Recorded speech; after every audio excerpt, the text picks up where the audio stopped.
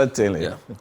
Finally, from the NDC perspective, and I'm a proud member of the NDC, we had a situation, first of all, on the e-levy, where people went to court.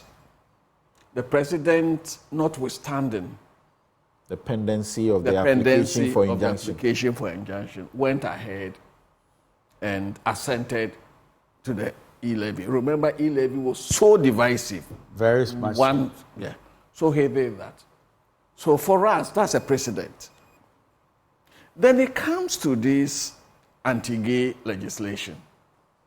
The same president, if it had been a different president, it would have even been slightly different, says there's pendency of this in court, and therefore I'm not going to even receive it.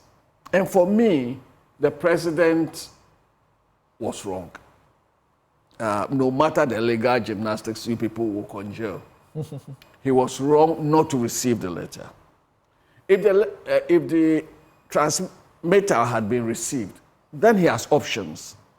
I can then state that in a letter to Parliament that because of this and that, I'm not in a position. Or even refer to a Council of State as provided for under the Constitution. But to refuse, and the tone of that letter from his secretary just annoyed all of us, whether in this or MPP.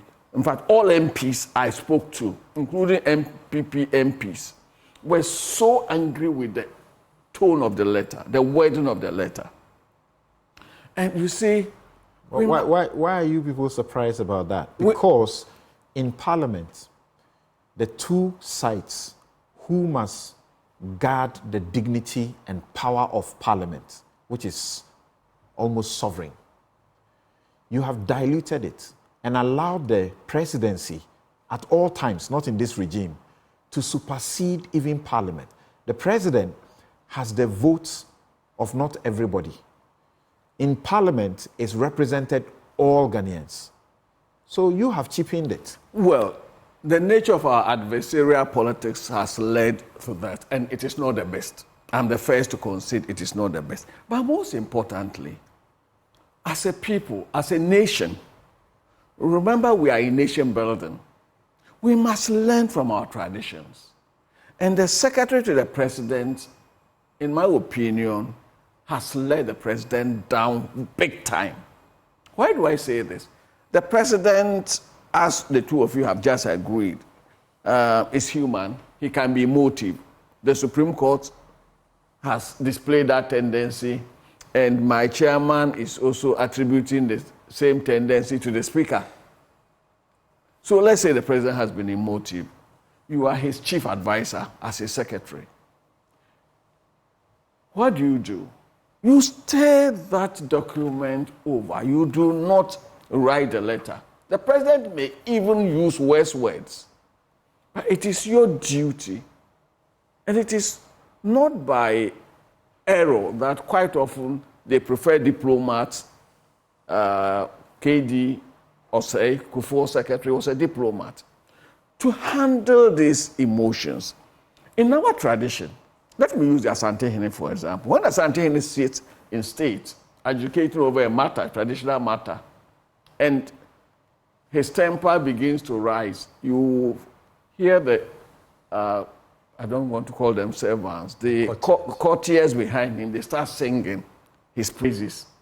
What does that do? It signifies that he should calm down. You don't expose your leader because we are human. So the secretary of the president should have found a way of toning down whatever the president's anger and transmit a letter that is decorous to Parliament. But if anybody who reads that letter gets angry, you are literally daring Parliament.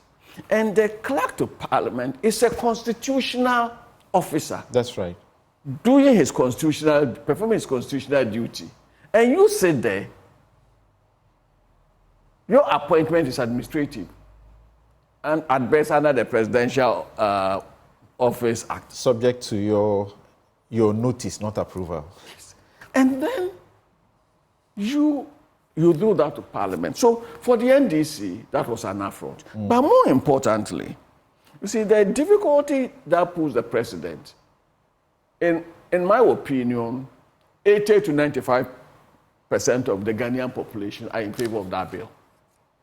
It might have implications that a few of us... Parliament actually approved it by unanimous decision. Precisely. It might have implications that the executive arm will know. For example, it has impact on World Bank funding. It doesn't affect IMF. It has implications. So how do you handle that? That is where diplomacy, tact, and respect comes in. Samson, Diplomacy, tact, and respect. Samson, I have a little issue. Okay. Okay, so can you let me? Then, if you take the e-levy, so for us as NDC, we are a political party. We are representing a part of the country.